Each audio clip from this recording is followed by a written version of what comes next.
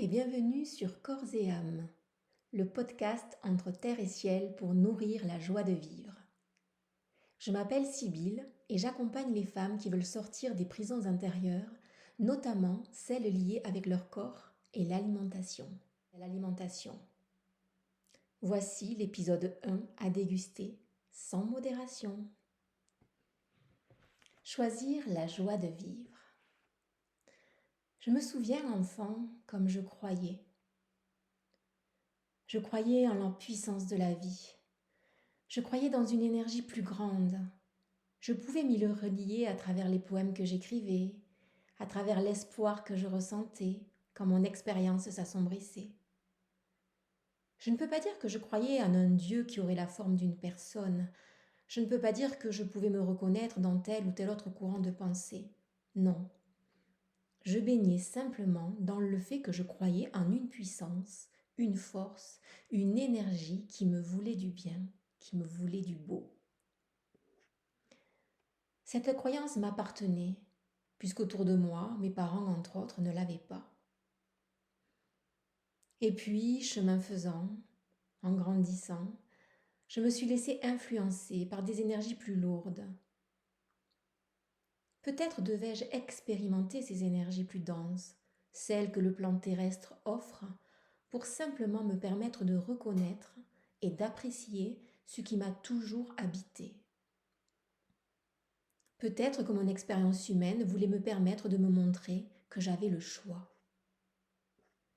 Combien de fois, en me laissant happer par les histoires emplies de drames, de lourdeur, je me suis détournée de la joie de vivre. Combien de fois mon ego a-t-il pris le dessus, confirmant le côté sombre de la vie humaine ? Mais j'ai compris que la vie nous propose juste de faire des expériences pour nous permettre de définir nos choix, de les définir et de les redéfinir. Des choix qui feront que nous sentirons légères ou l'inverse.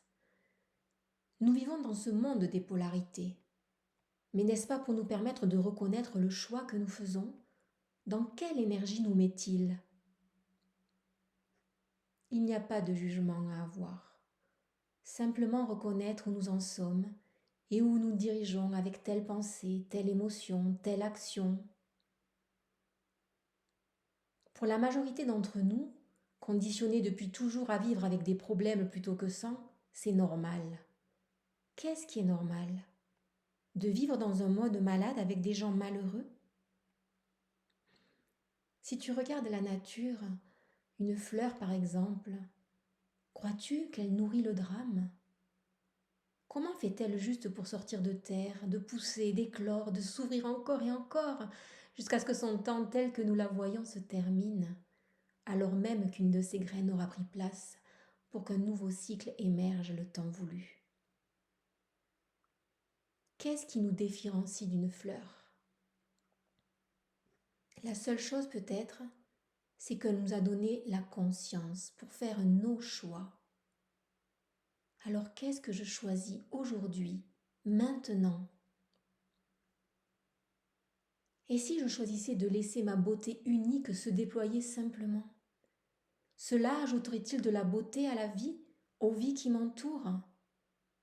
Je le crois, comme je crois en cette force qui désormais ne me quitte plus. Je me souviens, jeune adolescente, j'étais tombée sur ce livre. Je ne me souviens jamais de comment je tombe sur les informations qui me donnent un goût de bonheur dans la bouche, qui me fait voir la beauté de vivre. Je crois que la vie se charge de mettre sur mon chemin ce dont j'ai besoin. Bref, ce livre, c'est Dialogue avec les anges. C'est l'histoire vraie de 4 amis qui, pendant la Seconde Guerre mondiale, communiqueront avec des êtres d'ailleurs. On pourrait dire ou croire que ça ne finit pas très bien, puisque certains d'entre eux finiront exterminés dans les camps. Pourtant, ce livre est là pour nous dire de ne pas nous arrêter à nos perceptions. S'ouvrir à soi, au monde, à la vie, c'est du pareil au même. Quand tu restes limité dans tes croyances, dans tes habitudes, dans tes comportements, et que tu n'es pas heureuse là-dedans, comment crois-tu qu'il soit possible que ta vie soit différente ? Nous avons ce merveilleux potentiel de nous ouvrir à d'autres pensées plus aidantes, à la possibilité de changer nos habitudes restrictives et d'agir pour recouvrer la joie de vivre. Tu sais, la vie est limitée. Je veux dire, telle que nous la connaissons, elle dure un temps qui pour la plupart d'entre nous est inconnu. Alors pour ce temps, que veux-tu choisir de vivre? J'ai fait mon choix. Et toi?